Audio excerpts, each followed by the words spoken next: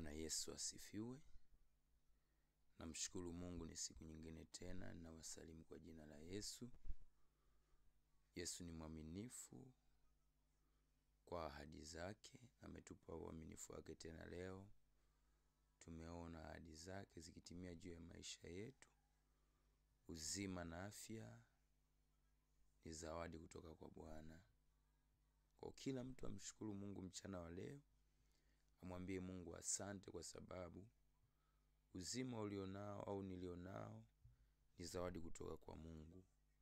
Na hakuna mtu yote aliyepanga kwamba ataamka mzima siku ya leo. Maana kuna wengine wamekufa usiku, lakini Mungu alivyo mwaminifu ametupa kibali na uzima tena kuiona siku ya leo.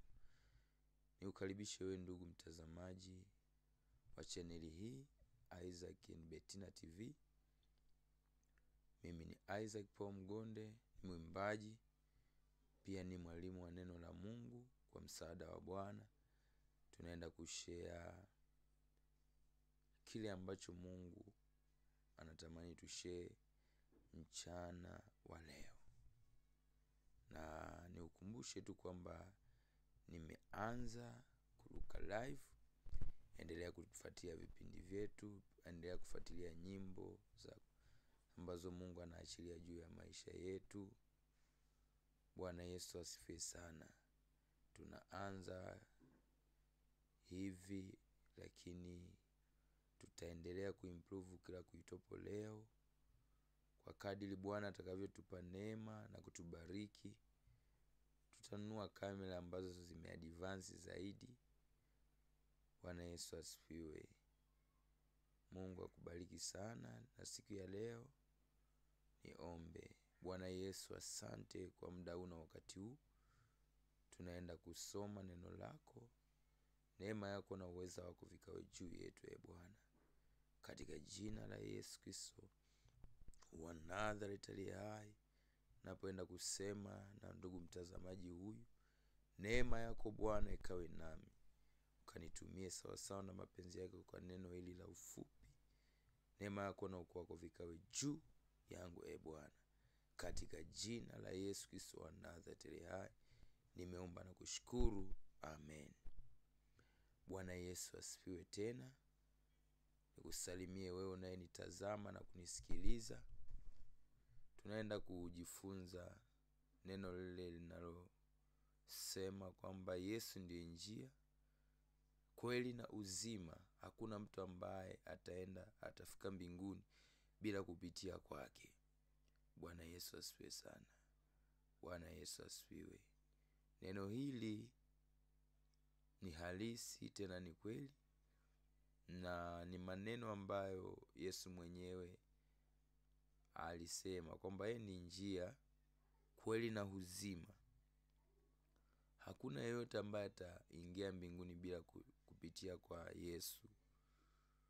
Maana yake kwamba Yesu amefanyika wokovu, amekuwa sababisho la wokovu wa mwanadamu, ambao ni mimi na wewe unayenitazama. Hivyo basi haijalishi umeokoka au hujaokoka.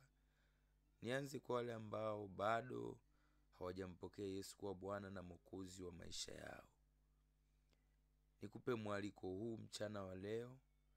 Ni mwaliko adhimu, ni mwaliko ambao unatakiwa kufurahia, kwa sababu ni mwaliko wa kuandaa maisha yako ya milele. Mtu anapokufa kuna maisha mengine baada ya kifo. Kwa kadiri mtu anavyoamini na kila imani inavyoamini. Lakini hiki ndicho ninachokiamini, kwamba hakuna mtu yoyote ambaye hata muamini Yesu ataingia mbinguni. Bwana Yesu asifiwe sana. Baada ya wanadamu kumuasi Mungu katika bustani ya Edeni, Adam na Hawa walipoteza uhalali wa kuitwa watoto wa Mungu. Walipoteza uhalali wa umiliki ambao Mungu aliachilia kwao. Baada ya hapo shetani akauchukua. mambo mengi yakatokea, mauaji yakatokea, mwanzo wa mateso, mwanzo wa magonjwa ni pale, hadi mwanadamu kufa ni pale. Sasa Mungu alitumia njia nyingi sana kumleta ukombozi kwa mwanadamu, lakini ilitakiwa kazi ya ziada nyingine. Baada ya dhambi kuongezeka, maasi kuongezeka duniani, mbinguni kulikuwa na nani, kuulizwa na nani atakaye enda duniani ili kuokoa wanadamu na dhambi zao. Kwa nini tunazungumzia mambo haya? Kwa sababu dhambi ni mwanzo wa mabaya yote duniani. Dhambi ni chanzo cha mabaya yote duniani. Unapomsikia mtu anasema ninapitia kwenye mateso makali, vitu vingi anapitia, magumu mengi, angalia mwanzo wake ni nini.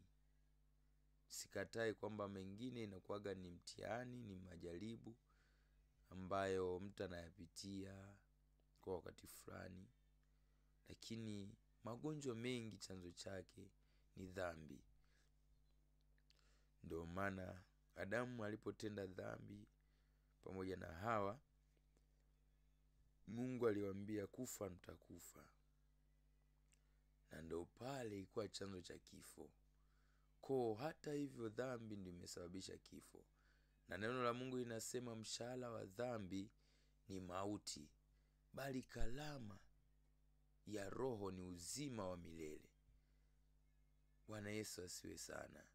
Ndugu unayenitazama na kunisikiliza, ninaendelea kukupa mwaliko wa kumkubali Yesu kwa Bwana na Mwokozi wa maisha yako, kwa sababu hakuna mtu yeyote atamuona Mungu bila kupitia kwa huyu Yesu. Kwanza Yesu mwenyewe ni mwana wa Mungu ambaye ameichukua dhambi ya ulimwengu. Yeye ndio amepewa dhamana na maamuzi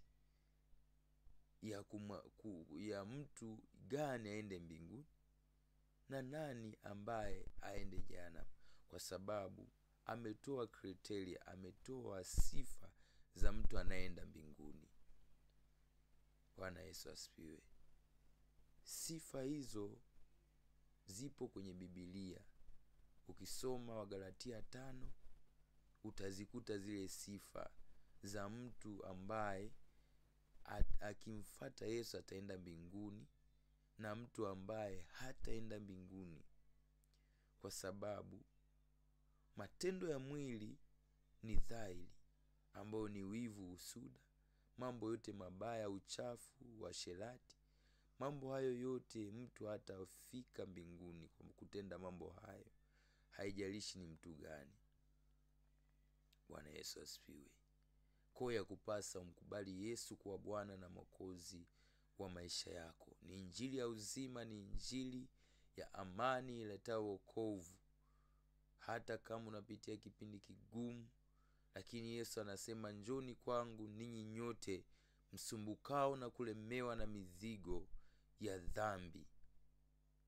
Huo mzigo ulionao unaokusumbua, kuna wengine wanatamani kuacha dhambi, wanatamani kuacha kuvuta bangi, wanatamani kuacha uzinzi, kuacha uasherati, kuacha ushoga, kuacha uvutaji wa sigara. Wanatamani, lakini ile nguvu ya kuwasaidia ni kumwamini Yesu. Njia pekee ya kukusaidia ni kumwamini Yesu, kuamua kumkiri Yesu kuwa Bwana na Mwokozi wa maisha yako. Hapo utafanya nini? Utaondolewa hiyo kiu ya dhambi. Yesu alimkuta mwanamke mmoja Msamaria anachota maji, akamwomba maji, naomba maji ninywe. Yule mwanamke akastaajabu sana.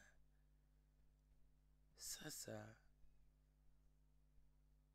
akamwambia, tangu lini Wayahudi na Wasamaria tukashikamana?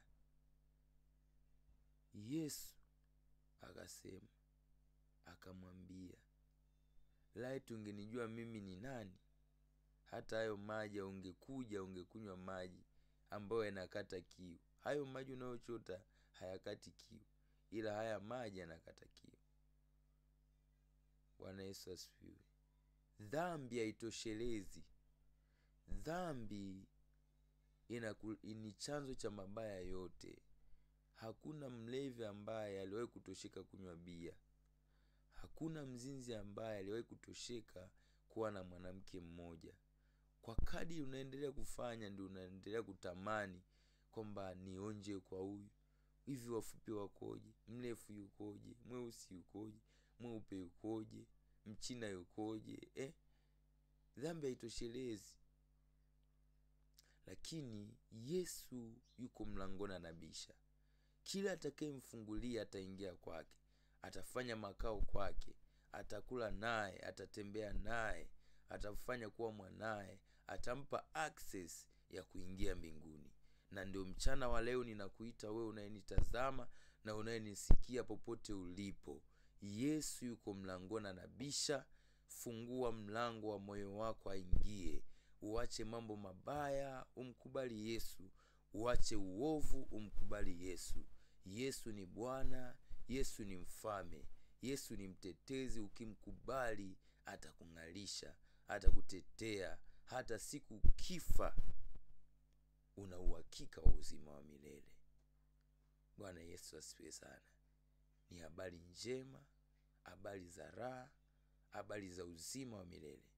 Kwa wewe ambaye umenielewa na kunitazama, umenitazama na kunielewa, wewe ambao unatamani kuokoka, kumkabidhi Yesu maisha yako awe Bwana na Mwokozi kwenye maisha yako, utanifuatisha maneno haya, utatafuta kanisa lililo karibu na wewe, utakuwa unamwabudu Mungu pale kwa uaminifu, na hakika utajuta maamuzi yako ya kuokoka. Sema maneno haya unifuatishe. Sema, Bwana Yesu, mimi ni mwenye dhambi, sistahili kuitwa mwana wako. Leo ninakuja ukanisamehe dhambi zangu. Futa jina langu kwenye kitabu cha hukumu, liandike kwenye kitabu cha uzima. Na mkataa shetani na kazi zake zote, na kukubali Yesu na kazi zako zote. Ingia ndani yangu, uwe baba yangu, nami niwe mtoto wako. Yesu nisaidie. Amen. Funga macho yako nikuombe.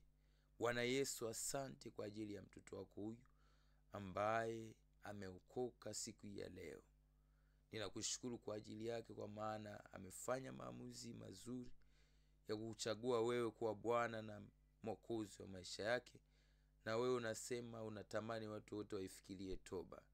Ninaomba neema yako ikawe juu yake Bwana, ukampe neema kusimama kwenye wokovu, ukamsaidie kuendelea mbele, ukamjaze nguvu za kushinda dhambi, nguvu za Roho Mtakatifu za kushinda dhambi na kiu ya uovu, katika jina la Yesu Kristo wa Nazareti aliye hai. Na yule ambaye alikuwa amerudi nyuma kwenye wokovu, Bwana ukamsimamishe, ukamtetee, ukamsaidie Bwana, katika jina la Yesu Kristo wa Nazareti aliye hai. Mkono wako wenye nguvu kaende naye, mkono wako wenye neema kaende naye. Mungu wa majeshi, Bwana wa majeshi, ukawasaidie kuukulia wokovu, ukaunganishe na baba wa kiroho wazuri, wachungaji wazuri, katika damu ya Yesu Kristo wa Nazareti aliye hai. Nimeomba na kushukuru. Amen. Na wewe ambaye unaumwa, shika mahali ambapo panauma. Yesu alituagiza tuweke mikono juu ya wagonjwa, nao watafunguliwa na kupata afya, katika jina la Yesu. Wewe ambao unaumwa, ninakuombea katika damu ya Yesu, Mfalme mwema, mama huyu anaumwa, mtoto huyu, kijana huyu anasumbuliwa, ninaituma damu yako ikamponye na kumfungua katika jina la Yesu Kristo wa Nazareti hai. Mkono wako wenye nguvu ukawe juu yake, ukamponye na kumuinua. Mwengine atakuwa hospitalini, wengine wako majumbani. Bwana ukawaponye, Bwana ukawainue, Bwana ukawatetee katika jina la Yesu Kristo wa Nazareti hai. Ninakutukuza Bwana wa majeshi, inuliwe. Nimeomba na kuamini, amen. Asante sana ndugu mtazamaji, kuendelea kufuatilia chaneli yangu Isaac and Bettina TV. Ukiandika Isaac Paul Mgonde utazipata nyimbo zangu na mafundisho. Mungu akubariki. Endelea kunisupport kwa kuniombea na mali, ili tuendelee kuhubiri habari njema za ufalme wa Mungu. Amen.